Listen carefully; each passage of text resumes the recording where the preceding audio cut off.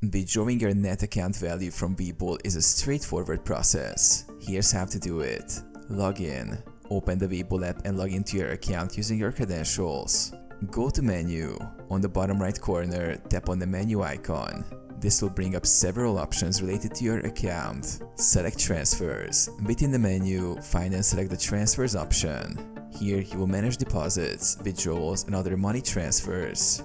Withdraw funds. Under the Withdraw section, you will see your available cash balance. This is the amount you can withdraw, which includes settled funds but excludes unsettled trades or margin loans. Click Withdraw to proceed. Choose Bank Account. Select the bank account where you want to transfer the funds. If your bank account isn't linked yet, you will need to add it first by following the prompts to link your bank.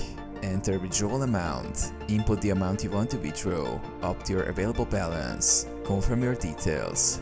Submit. After entering the amount and selecting the bank, submit your request. Withdrawals typically take 1 to 5 business days.